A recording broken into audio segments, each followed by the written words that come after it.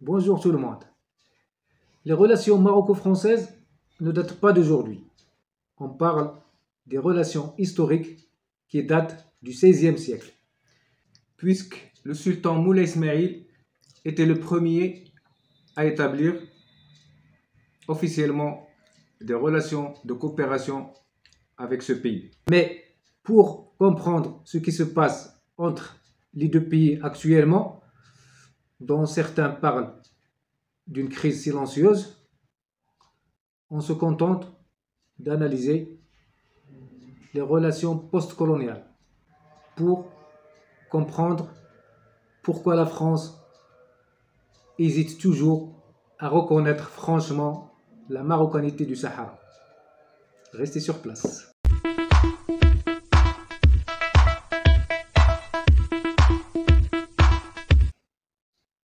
Il faut dire que lorsque le Maroc a obtenu son indépendance, il n'a pas choisi de faire de cette indépendance une séparation dans la douleur ou dans la haine, mais une indépendance dans le cadre des relations de cœur, comme disait le feu Hassan II, ou une indépendance dans l'interdépendance, comme disait Charles de Gaulle. Car le Maroc, à cette époque, était un chantier ouvert et il a besoin de tout pour se moderniser.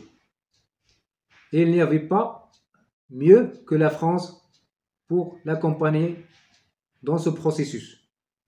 Car c'est elle qui a déjà commencé pendant la période protectorale sous l'égide du résident général Lyautey. Et suite à ceci, le Maroc et la France ont tissé des relations que l'on ne peut qualifier que de partenariat exceptionnel. La France est le premier partenaire économique du Maroc et la balance commerciale penche en faveur du Maroc, notamment après l'installation de l'usine Renault-Nissan à Tanger, qui fait que la France importe une bonne partie de son parc automobile du Maroc. La France est le premier investisseur étranger au Maroc. Elle est la première source de devises, notamment à travers le transfert des travailleurs marocains à l'étranger. Elle était et elle reste toujours le premier marché touristique du Maroc et la destination privilégiée des étudiants marocains qui ont atteint en 2019 43 000 étudiants pour devenir la première communauté des étudiants étrangers en France. Et pour la France, le Maroc est le premier partenaire africain de la France. Il est même le pivot des relations franco-africaines. Le Maroc est le symbole de stabilité dans la région et le premier partenaire crédible dans la lutte contre l'émigration clandestine, le terrorisme et l'intégrisme religieux, puisque le Maroc prône pour un islam modéré. Et dans le domaine militaire, le Maroc est l'un des plus grands importateurs des armes françaises. Il faut dire que les relations maroco-françaises connaissent toujours des hauts et des bas. Et c'est tout à fait normal pour des relations aussi longues dans l'histoire.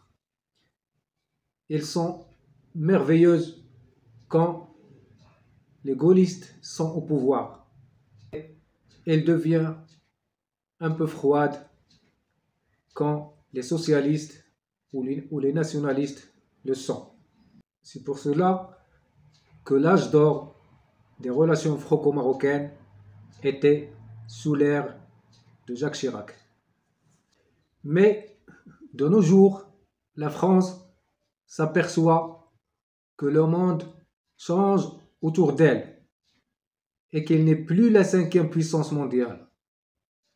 Et ces entreprises ne sont plus compétitives pour assurer un meilleur rapport qualité-prix face aux entreprises chinoises, turques, indiennes et autres pays. En même temps, elle refuse de perdre son positionnement en Afrique, notamment dans les anciennes colonies. Car si elle laisse la seule loi du marché appliquée, elle sait qu'elle en sortira perdante. C'est pour cela qu'elle utilise ce que je peux appeler la diplomatie souterraine ou la diplomatie noire pour assurer à ces entreprises un avantage au sein du tissu économique de ces pays, en dehors des lois du marché. Le Maroc n'est pas à l'abri de cette politique, et c'est là qu'intervient la carte du Sahara comme joker dans ce jeu. Il faut reconnaître que la position française n'est pas du tout négative dans l'affaire du Sahara, puisqu'il a toujours soutenu le plan d'autonomie que propose le Maroc pour résoudre ce problème. Cette position était même la plus avancée jusqu'à la reconnaissance des États-Unis de la souveraineté marocaine sur le territoire du Sahara. Cette initiative américaine a bouleversé l'establishment français, qui ne sait plus quoi faire. Et le Maroc est déçu de voir que le pays qu'il a toujours soutenu dans cette affaire, non seulement il refuse de suivre le pas, mais il commence à œuvrer au sein de l'Union européenne pour empêcher d'autres pays à suivre.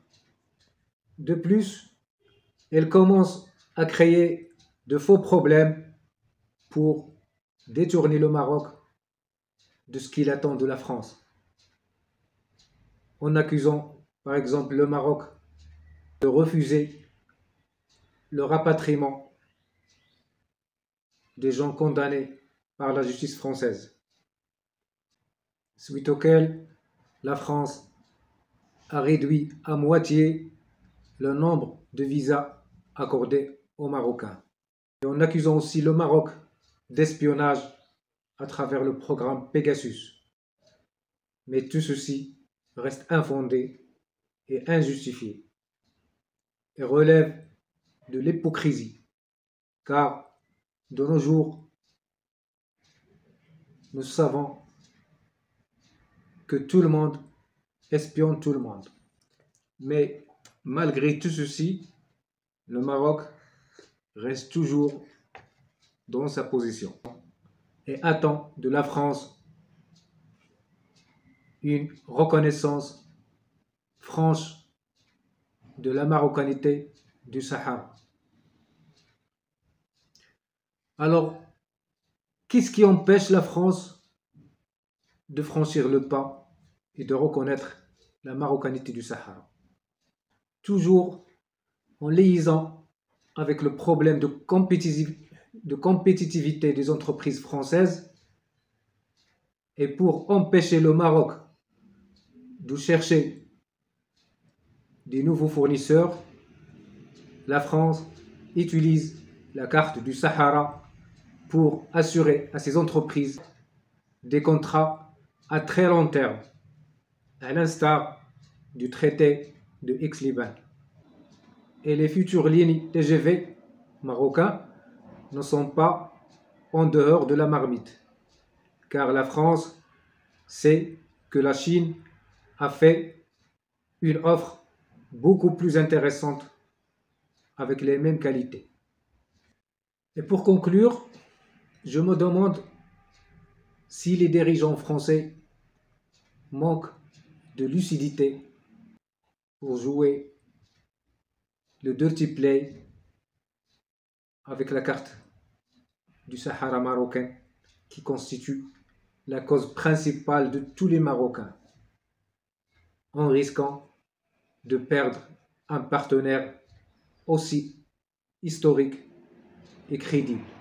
Sachant que la France peut résoudre le problème de compétitivité de ses entreprises autrement, au lieu de jouer la carte du Sahara à la limite du chantage. Le Maroc sera toujours le partenaire privilégié pour accompagner la France dans ce sens, à travers par exemple la délocalisation des entreprises qui sont en difficulté en France vers d'autres pays ayant le coût de production nettement plus faible. Nous en avons beaucoup d'exemples dans ce sens et l'exemple le plus frappant, celui de Renault Nissan installé à Tanger et qui vit actuellement son âge d'or. Et prétendre que la France ne peut pas franchir le pas pour ne pas fâcher nos voisins n'est pas du tout justifié, car l'Algérie n'est pas aussi forte pour se fâcher contre la France. Elle a maintes fois accepté des humiliations qui touchent même à son histoire et à sa création sans prendre aucune mesure contre la France. Alors, comment la France aurait pu avoir peur de prendre une position claire sur un dossier que même l'Algérie ne se considère pas comme partie prenante? Si la France fâche l'Algérie, elle ne risquera pas grand-chose. Mais s'il fâche le Maroc, elle perdra beaucoup. Allez la France, fair play s'il vous plaît. Nous avons des lunettes.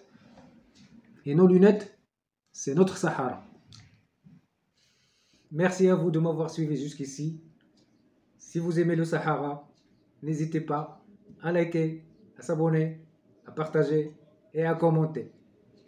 Et à la prochaine.